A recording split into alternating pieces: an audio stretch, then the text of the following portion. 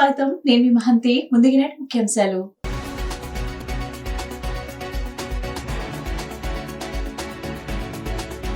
అమరావతికి క్వాంటం కంప్యూటర్ను తీసుకొచ్చేందుకు అంతా సిద్ధంగా ఉందని కీలక ప్రకటన చేసిన ముఖ్యమంత్రి చంద్రబాబు నాయుడు.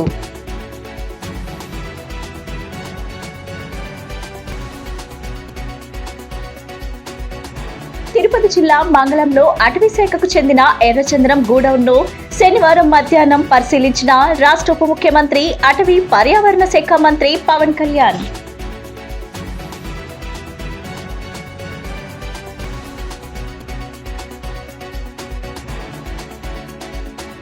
సాహిత్యంతో సామాజిక విప్లవం సాధించవచ్చని నిరూపించిన మహానుభావుడు భక్త కనకదాసు అని కీర్తించిన కురుబ సంఘం నాయకులు.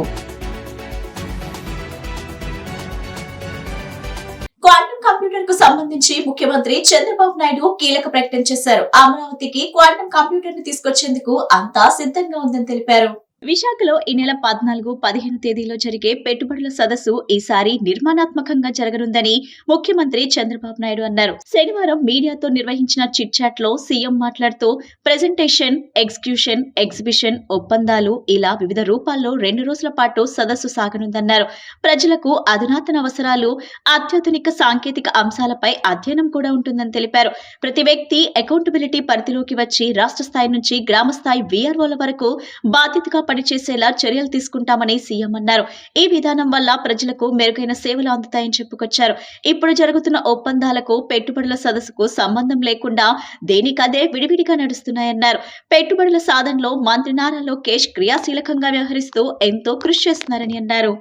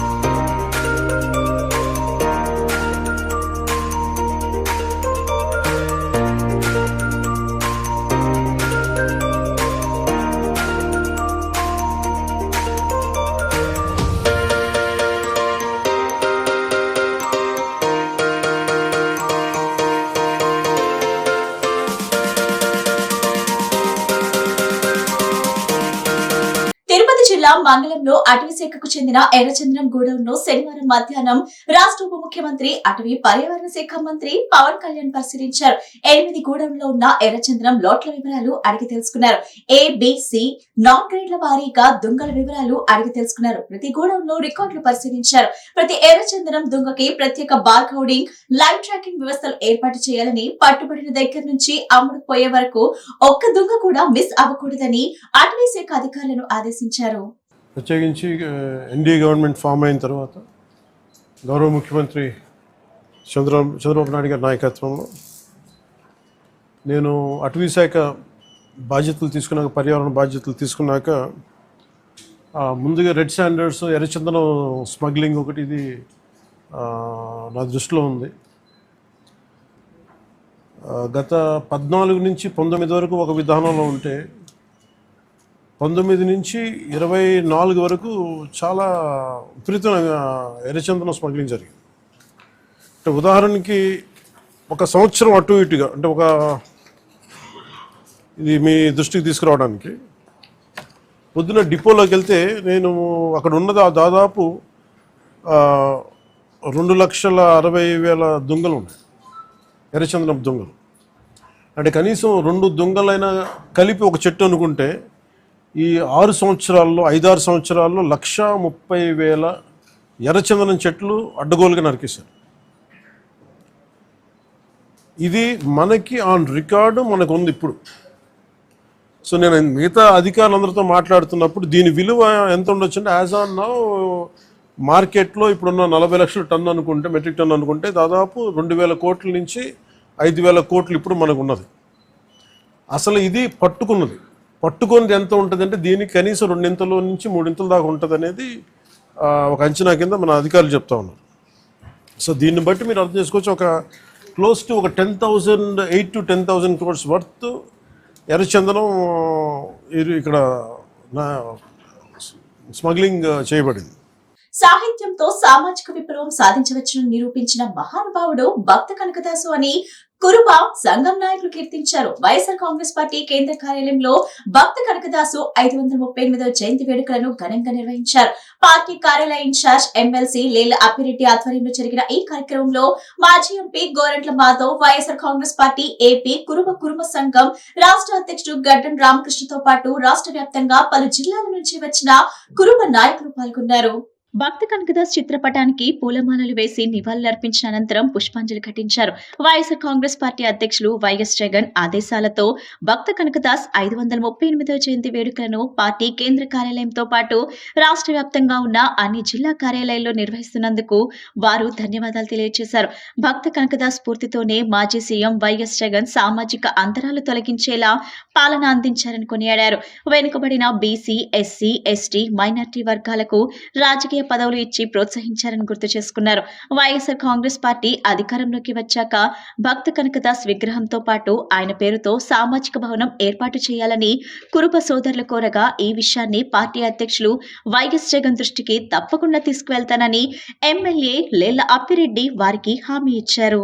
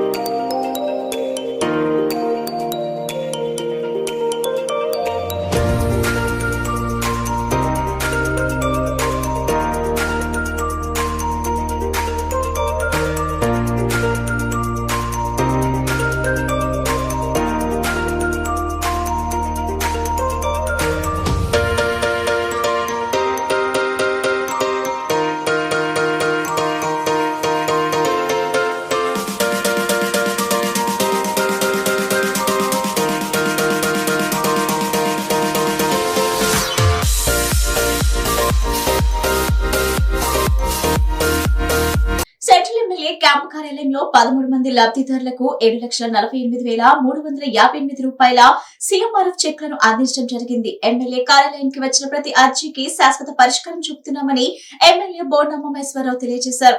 రాష్ట్రంలో ప్రజల ఆరోగ్య సంరక్షణకు కూటమి ప్రభుత్వం కట్టుబడి ఉందని వెల్లడించారు.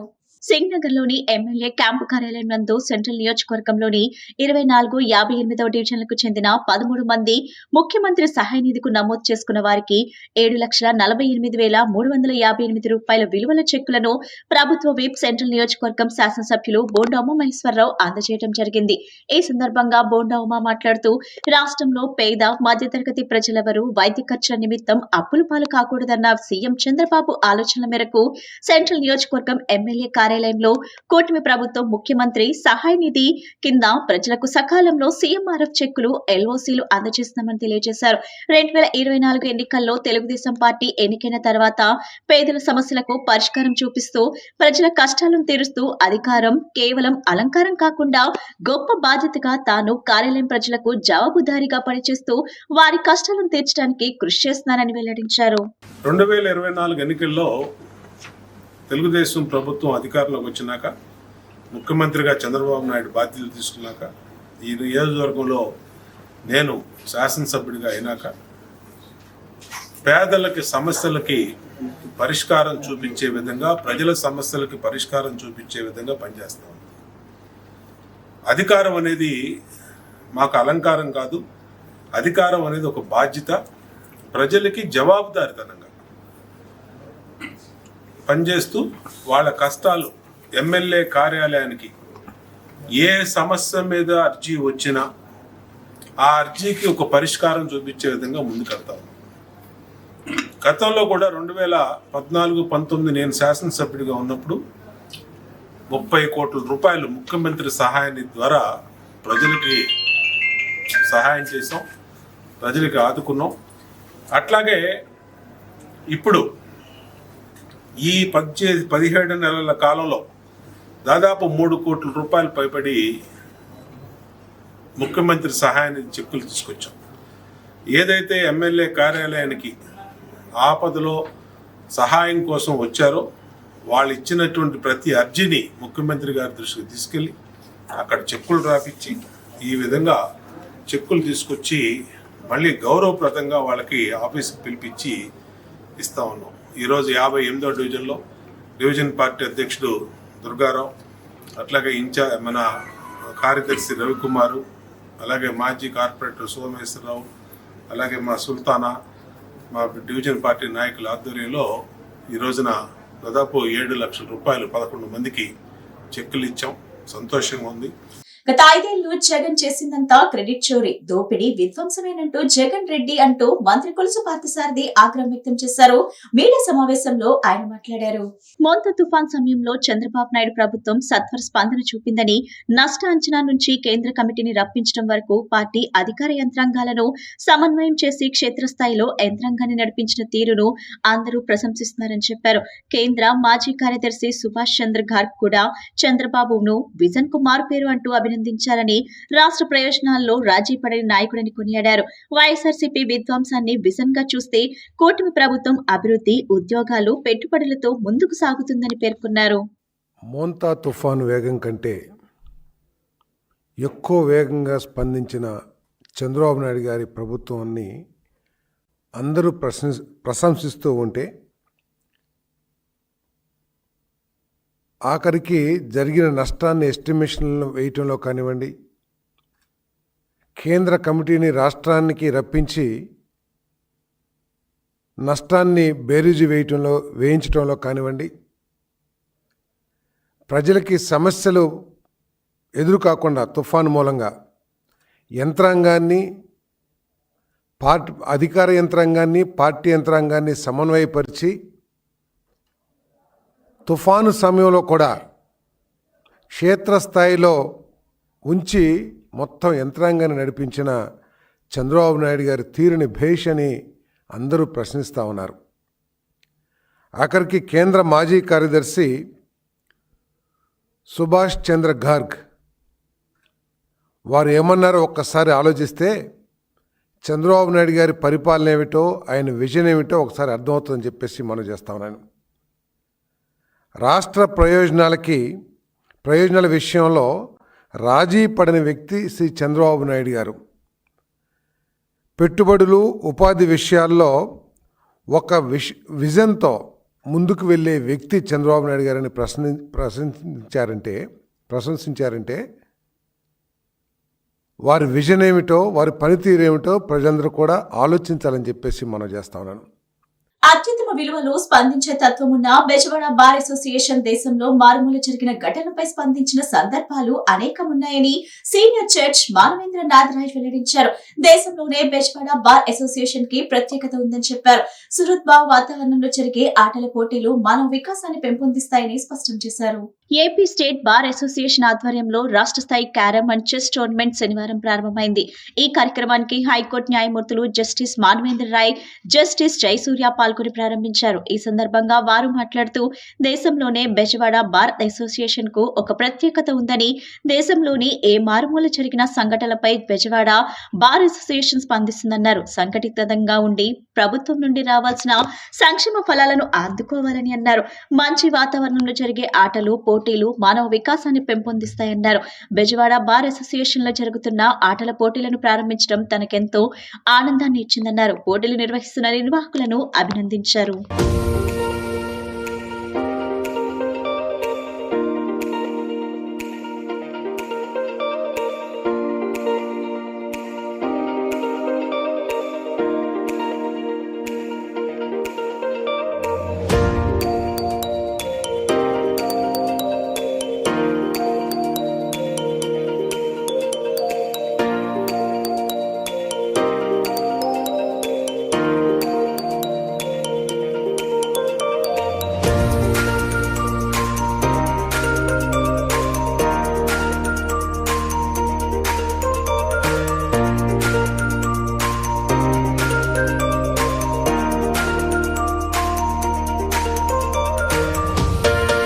ఇక్కడికి వచ్చిన తర్వాత మొట్టమొదట చాలా సంవత్సరాల తర్వాత ఈ బార్ అసోసియేషన్ ఈ కోర్టు ప్రెమిసెస్లోకి అడుగు పెట్టడం జరిగింది.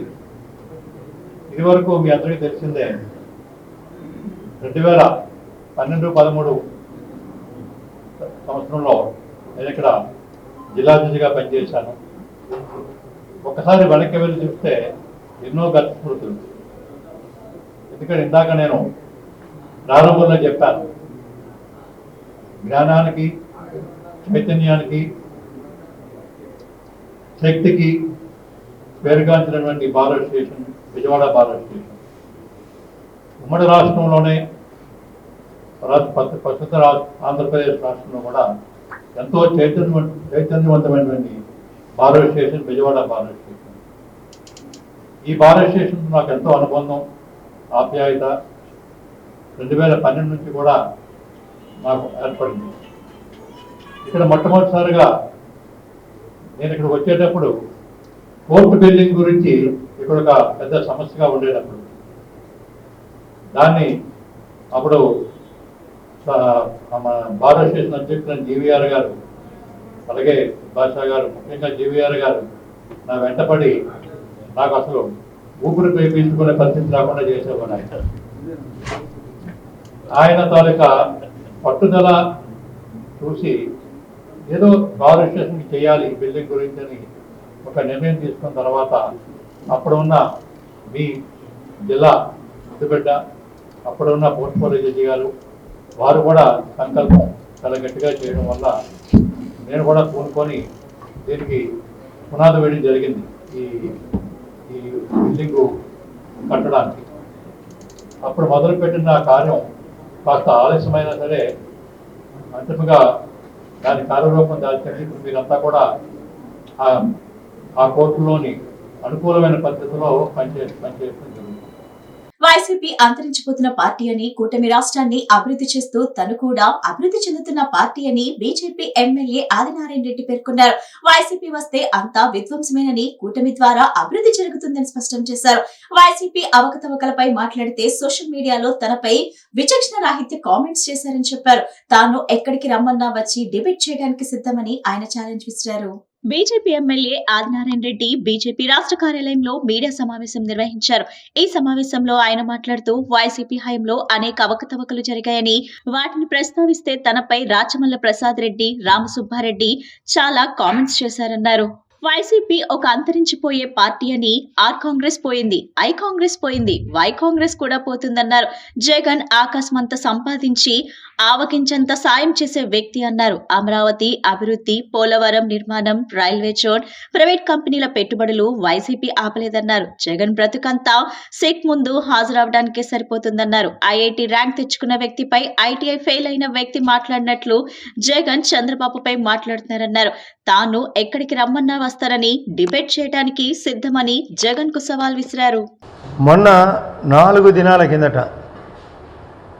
4వ తేదీ నాడు, ఈ నెల 4 ఇక్కడే బీజేపీ ఆఫీస్లో ఒక సమావేశం పెట్టి కేంద్రంలో కానీ, రాష్ట్రంలో కానీ, మా కడపలో కానీ, జమ్మలమడుగులో కానీ జరిగే అభివృద్ధి పైన, మరియు వైఎస్ఆర్ పార్టీ చేసే అవకతవకల పైన ఒక దాదాపు అర్ధగంట పాటు నేను ఒక చర్చ పెట్టి మాట్లాడినా. ఇప్పుడు నాతో పాటు డాక్టర్ రాజేష్ రెడ్డి, స్టేట్ యువ మోర్చా సెక్రటరీ కూడా ఉన్నాడు. సబ్జెక్టు నేను మాట్లాడిన తర్వాత నా పైన వ్యక్తిగతంగా రకరకాలుగా కామెంట్ చేసినారు. ఎక్స్ఎమ్మెల్యే ప్రొద్దుటూరు రాచమల్లు ప్రసాద్ రెడ్డి కానీ, పులివెందల వేంపల్లె సతీష్ రెడ్డి కానీ, ఒక ఎమ్మెల్యే చంద్రశేఖర్ నేతను కానీ, రామసుబ్బారెడ్డి జమ్మలమడుగు ప్రజెంట్ ఎమ్మెల్సీ కానీ, కొందరు సోషల్ మీడియాలో కానీ అనేక అంశాలు బయటకు తీసినారు. మీకు ఈ సందర్భంగా ఒక సబ్జెక్ట్ చెప్పాలా. ఒక జిల్లా కోర్టులో న్యాయమూర్తుల ఎదుట, బాబు మీరు బయట మాట్లాడకండి మా,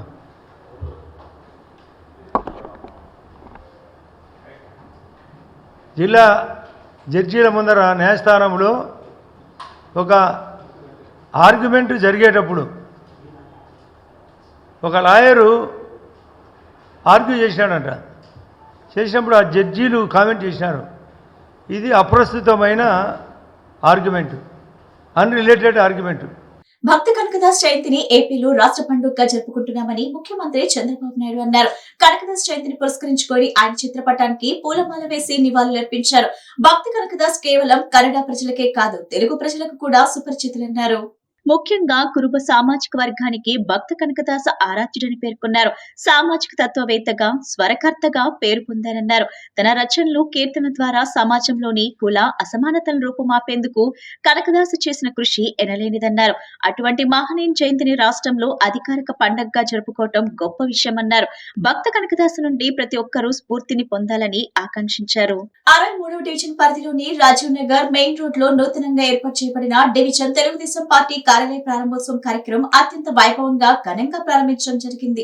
ఈ కార్యక్రమానికి ముఖ్య అతిథులుగా ప్రభుత్వ విప్, సెంట్రల్ నియోజకవర్గం శాసనసభ్యులు బోండా ఉమా మరియు తెలుగుదేశం పార్టీ యువ నాయకులు బోండా రవితేజ హాజరై ముందుగా తెలుగుదేశం పార్టీ వ్యవస్థాపకులు, తెలుగు ప్రజల ఆరాధ్య దైవం అన్న నందమూరి తారక రామారావు విగ్రహానికి పుష్పమాలలు వేసి ఘనంగా నివాళులర్పించారు. అనంతరం వారు రిబ్బన్ కట్ చేసి నూతన కార్యాలయాన్ని అధికారికంగా ప్రారంభించారు. ఈ సందర్భంగా కార్యాలయం ప్రాంగణం పార్టీ జెండాలు, తోరణాలతో శోభయమానంగా అలంకరించబడింది. పార్టీ కార్యకర్తలు, అభిమానులు పెద్ద సంఖ్యలో హాజరై తమ నాయకులకు ఘన స్వాగతం పలికారు. ఈ సందర్భంగా బోండా ఉమా మాట్లాడుతూ సెంట్రల్ నియోజకవర్గంలోని తెలుగుదేశం పార్టీ నాయకులు మరియు కార్యకర్తలు 2024 ఎన్నికల్లో అద్భుతమైన మరియు విశేషమైన కృషి చేసి ఎన్డీఏ ప్రభుత్వ స్థాపనకు అహర్నిశలు శ్రమించి చెమటోడి పోరాడారని, 80,000 మెజార్టీతో తనను గెలిపించిన ప్రతి ఒక్క ఓటరుకు, ప్రతి కార్యకర్తకు, ప్రతి నాయకుడికి హృదయపూర్వక నమస్కారాలు తెలియజేశారు. తాను ప్రతినిత్యం తెలుగుదేశం పార్టీ కార్యకర్తలకు అండగా ఉంటానని, వారి కష్ట సుఖాల్లో పాలు పంచుకుంటానని హామీ ఇచ్చారు. ప్రభుత్వం తరపున ప్రజలకు అందించవలసినటువంటి సంక్షేమ పథకాలను నిత్యం ప్రజలకు చేరువయ్యేలాగా ప్రతి కార్యకర్త అంకిత భావంతో కృషి చేస్తున్నారని, వారి సేవలు అభినందనీయమని పేర్కొన్నారు. డివిజన్లోని ప్రజల సమస్యలను తన వద్దకు తీసుకొచ్చి వాటి పరిష్కారాన్ని చూపి వారికి అండగా నిలుస్తున్న ప్రతి కార్యకర్త కృషి మరువలేనిదని, వారి త్యాగాలు పార్టీకి ఎంతో విలువైనవని, కార్యకర్తల నిస్వార్థ సేవలే పార్టీకి బలమని, వారి వల్లే పార్టీ ప్రజలకు మరింత చేరువవుతుందని, ఈ నూతన కార్యాలయం ప్రజలకు, కార్యకర్తలకు మధ్యవారధిగా పనిచేస్తుందని, సమస్యల పరిష్కారానికి ఒక వేదికగా నిలుస్తుందని, పార్టీ కార్యకర్తలు మరింత ఉత్సాహంతో పనిచేసి ప్రజల ఆదరణ పొందాలని, ఈ కార్యాలయం ద్వారా పార్టీ కార్యక్రమాలు మరింత సమర్థవంతంగా నిర్వహించబడతాయని, ప్రజలకు మెరుగైన సేవలు అందించబడతాయని, భవిష్యత్తులో కూడా పార్టీ ప్రజల సంక్షేమం కోసం నిరంతరం కృషి చేస్తుందని, ప్రజల ఆశీస్సులు ఎల్లప్పుడూ పార్టీకి ఉండాలని కోరారు. ఈ కార్యాలయం పార్టీ కార్యకలాపాలకు కేంద్ర బిందువుగా మారి పార్టీని మరింత బలోపేతం చేస్తుందని ఆయన విశ్వాసం వ్యక్తం చేశారు. కార్యకర్తలు మరింత ఉత్సాహంతో పనిచేసి పార్టీ సిద్ధాంతాలను ప్రజల్లోకి తీసుకువెళ్లాలని సూచించారు. ఈ సందర్భంగా పార్టీ నాయకులు, కార్యకర్తలు పెద్ద ఎత్తున హాజరై కార్యక్రమాన్ని విజయవంతం చేశారు. ఈ కార్యాలయం ద్వారా ప్రజలకు మరింత చేరువయ్యేందుకు పార్టీ కట్టుబడి ఉందని ఆయన స్పష్టం చేశారు. ఈ కార్యక్రమంలో రాష్ట్ర నాయకులు, జిల్లా నాయకులు, డివిజన్ నాయకులు, కార్యకర్తలు, అనుబంధ సంఘాల నాయకులు, వేలాది మంది ప్రజలు పాల్గొన్నారు.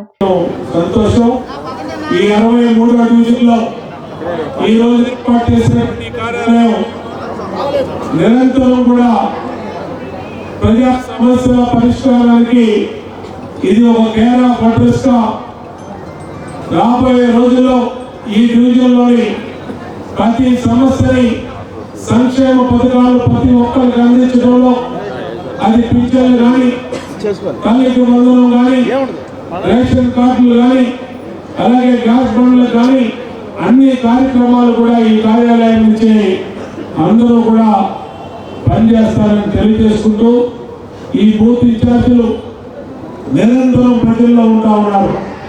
ప్రతి సమస్యని శాసనసభ్యుడిగా నా దృష్టికి తీసుకొస్తా ఉన్నారు. ఆ సమస్యల పరిష్కారంలో చిత్తశుద్ధితో ఉన్నాం. సెంట్రల్ ఎమ్మెల్యే ప్రభుత్వ విప్ బోండా ఉమామహేశ్వరరావు గారి ఆదేశాలతో ఈరోజు 63వ డివిజన్లో డివిజన్ పార్టీ కార్యాలయం అన్నయ్య గారి చేతుల మీదుగా ప్రారంభించుకోవడం జరిగింది. సెంట్రల్ కార్యాలయంలో ఎట్లయితే అన్నయ్య ప్రజలకి వాళ్ళకి కావాల్సిన పథకాలు కానీ ప్రభుత్వం నుంచి వచ్చే వివిధ పథకాలన్నీ కూడాను ఎట్లయితే అన్నయ్య వాళ్ళకి అందిస్తున్నారు, అట్లాగే డివిజన్ కార్యాలయంలో కూడా మా డివిజన్ పార్టీ అధ్యక్షులు, డివిజన్ బూత్ కన్వీనర్లు, మా పార్టీ నాయకులు, సీనియర్ లీడర్లు అందరూ కూడా ప్రజల యొక్క కోరిక మేరకు వారికి అందవలసిన ప్రభుత్వ పథకాలన్నీ కూడాను వారికి గుమ్మం వద్దకి అందించే విధంగా ఎల్లప్పుడూ నిరంతరం డివిజన్ పార్టీ కార్యాలయం అందుబాటులో ఉండాలని డివిజన్ మధ్యలో ఈ కార్యాలయం ఏర్పాటు చేయడం జరిగింది. సెంట్రల్ నియోజకవర్గం బొండరామేశ్వర గారి ఆదేశాల మేరకు ఈరోజు 63 డివిజన్లో పార్టీ ఆఫీస్ నిర్మించడం జరిగింది. అందుకు గాను అందరూ కూడా ఈరోజు భారీ ఎత్తున ప్రజలు కూడా ఆహ్వానించారు. అలాగే వికలాంగులకి చీరల పంపిణీ కూడా జరపడం జరిగింది. అట్లాగే అన్నదానం కూడాను 1000 మందికి పేద ప్రజలకు కానీ మన కార్యకర్తలకు కానీ మహిళలకు కానీ అందరూ కూడాను పార్టీ అభిమానంతో అందరికీ అన్నదానం చేయడం జరిగింది. అట్లాగే అందరూ వచ్చినందుకు కూడా చాలా సంతోషంగా ఉంది. భారత సుప్రీంకోర్టు ప్రధాన న్యాయమూర్తి జస్టిస్ పిఆర్ గవాయ్ పై జరిగిన దాడికి నిరసనగా ఈ నెల 20న న్యూఢిల్లీ జంతర్ మంతర్ వద్ద హలో దళిత్ చలో ఢిల్లీ కార్యక్రమం పేరుతో నిరసన కార్యక్రమాన్ని చేపట్టామని ఎంఆర్పీఎస్ వ్యవస్థాపకులు ఉసిరిపాటి బ్రహ్మయ్య మాదిగ వెల్లడించారు. దాడికి పాల్పడిన సనాతన మనువాది రాకేష్ కిషోర్ ని కఠినంగా శిక్షించాలని కేంద్ర ప్రభుత్వాన్ని డిమాండ్ చేశారు. శనివారం గాంధీనగర్ ప్రెస్ క్లబ్ లో ఎంఆర్పీఎస్ ఆధ్వర్యంలో మీడియా సమావేశం నిర్వహించడం జరిగింది. ఈ సమావేశంలో ఎంఆర్పీఎస్ వ్యవస్థాపకులు ఉసిరిపాటి బ్రహ్మయ్య మాదిగ పాల్గొని మాట్లాడుతూ దేశంలోనే అత్యుత్తమ న్యాయస్థానం సుప్రీంకోర్టు ప్రధాన న్యాయమూర్తిపై దాడి చేస్తే అధికార ప్రతిపక్ష పార్టీలన్నీ కేవలం సానుభూతి ప్రకటనలకే పరిమితమయ్యాయన్నారు. దాడికి పాల్పడిన రాకేష్ కిషోర్ ని శిక్షించేందుకు చర్యలు లేవన్నారు. ఇది కేవలం గవాయ్ పై దాడి మాత్రమే కాదని దళితులపై దాడి అన్నారు. దాడి చేసిన వారిని శిక్షించే వరకు తమ పోరాటం ఆగదన్నారు. ఈ నెల 20న గురువారం దేశ రాజధాని ఢిల్లీలో జంతర్ మంతర్ వద్ద నిరసన కార్యక్రమాన్ని చేపట్టామన్నారు. ఈ కార్యక్రమానికి పెద్ద ఎత్తున ప్రజలు తరలివచ్చి జయప్రదం చేయాలని కోరారు. ఈరోజు దేశ చరిత్రలోనే చీకటి రోజు. 80 సంవత్సరాల స్వతంత్ర భారతంలో ఏనాడు న్యాయ వ్యవస్థ మీద దాడి జరిగిన సందర్భం లేదు. కానీ అక్టోబర్ 6న ఈ దేశ అత్యున్నత న్యాయస్థానం సుప్రీంకోర్టు ప్రధాన న్యాయమూర్తిపై రాకేష్ కిషోర్ అనేటువంటి సనాతన మనువాది కాలి బూటుతో దాడి చేసిన రోజు. అది దేశ చరిత్రలోనే చీకటి రోజు. జస్టిస్ గవాయ్ గారిపై జరిగిన దాడిని మాదిగ రిజర్వేషన్ పోరాట సమితి మరియు దళిత ప్రజా సంఘాల ఆధ్వర్యంలో తీవ్రంగా ఖండిస్తూ ఉన్నాం. భారత ప్రధాన న్యాయమూర్తి శ్రీ బిఆర్ గవాయ్ గారి మీద జరిగిన దాడికి పాల్పడ్డ రాకేష్ కిషోర్ మీద చర్యలు తీసుకొని కఠినంగా శిక్షించే విధంగా పిలుపునిస్తూ ఈ నెల 20వ తారీఖున ఢిల్లీలో జంతర్ మంతర్ జరుగుతున్నటువంటి మహాధర్నాను జయప్రదం చేయడానికి మాదిగ రిజర్వేషన్ పోరాట సమితి వ్యవస్థాపకులు బ్రహ్మయ్య గారి నాయకత్వంలో అన్ని ప్రజా సంఘాలను అదేవిధంగా రాజకీయ పార్టీలను ఆహ్వానిస్తూ పిలుపునిస్తూ ఉన్నాం. ఎన్టీఆర్ జిల్లాలో అధికారులు 20 సూత్రాలు అమలు చేస్తూ ప్రజలకు మెరుగైన సేవలు అందించే దిశగా కృషి చేస్తున్నారని 20 సూత్రాల అమలు కమిటీ చైర్మన్ లంకా దినకర్ వెల్లడించారు. స్వర్ణాంధ్ర చూడాలంటే ప్రజలకు మెరుగైన తాగునీరు అందించాల్సిన అవసరం ఉందన్నారు. కేంద్ర ప్రభుత్వ వికసిత్ భారత్ పథకాలను జిల్లాల్లో ముందుకు తీసుకువెళ్తున్నామన్నారు. ఎన్టీఆర్ జిల్లాలో 20 సూత్రాలు అమలుపై కమిటీ చైర్మన్ లంకా దినకర్ సమీక్ష సమావేశం ఎన్టీఆర్ జిల్లా కలెక్టరేట్ లో నిర్వహించారు. ఈ సందర్భంగా ఆయన మాట్లాడుతూ ఆరోగ్య మిషన్ సమీక్ష నిర్వహించామన్నారు. జనని సురక్ష పథకం, అంగన్వాడీ కేంద్రాలు, ఎన్టీఆర్ వైద్య సేవ, ఆయుష్మాన్ భవ కార్డుల అందజేత, 108, 102 సేవలు, అమృత్ భారత్ వంటి అనేక కేంద్ర ప్రభుత్వ పథకాలు జిల్లాలో అమలు చేస్తున్న తీరును అధికారులను అడిగి తెలుసుకున్నారు. మరింత మెరుగైన సేవలు అందించే విధంగా విధి విధానాలను అధికారులకు సూచించామన్నారు. తదుపరి సమీక్ష నాటికి మరింత మెరుగైన అభివృద్ధి సాధించాలని ఆదేశించామన్నారు. ప్రాథమికంగా ఆరోగ్యం అలాగే త్రాగునీరు సంబంధించినటువంటి అంశాల మీద చాలా లోతుగా సమీక్ష జరిగింది. సమయాభావం వల్ల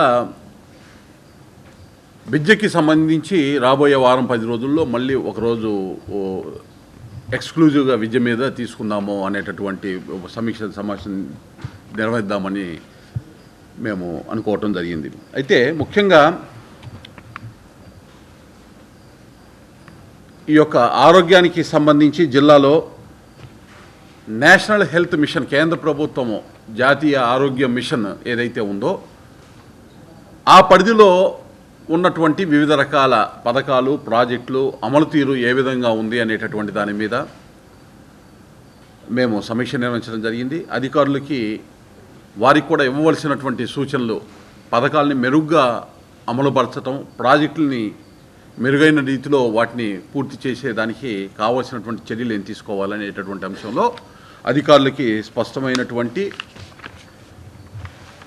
విధానాన్ని తెలియజేయటం జరిగింది. ముఖ్యంగా ఏదైతే జనని సురక్ష యోజన అనేటటువంటి కార్యక్రమం, ఏదైతే గర్భిణీ స్త్రీలు ఎవరైతే ఉన్నారో వారికి ఒక 1600 రూపాయలు, వారికి సంబంధించినటువంటి ఆ గర్భిణీ స్త్రీలకు సంబంధించినటువంటి ఆ డెలివరీ అయ్యేటటువంటి సమయంలో వారికి ఆ యొక్క ఏదైతే అవసరాలు వినియోగించుకునే దానికి కావాల్సినటువంటి దానికి ఆ యొక్క 1600 రూపాయలు ఇవ్వటం జరుగుతుంది. 1/4/2025 నుంచి ఇప్పటి వరకు రూరల్ ప్రాంతాల్లో అంటే గ్రామీణ ప్రాంతాల్లో 1685, అదే అర్బన్ ప్రాంతంలో అయితే 924 మంది గర్భిణీలకి సంబంధించి ఈ యొక్క పథకం యొక్క లబ్ధిదారులుగా వారు ఉన్నారు. వార్తలు ముగించే ముందు ముఖ్యాంశాలు మరోసారి.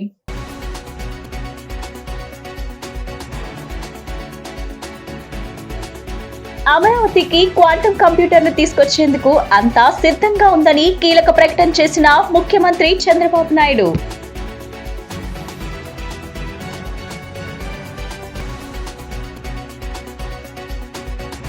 తిరుపతి జిల్లా మంగళంలో అటవీ శాఖకు చెందిన ఎర్రచంద్రం గూడౌన్ను శనివారం మధ్యాహ్నం పరిశీలించిన రాష్ట్ర ఉప ముఖ్యమంత్రి, అటవీ పర్యావరణ శాఖ మంత్రి పవన్ కళ్యాణ్.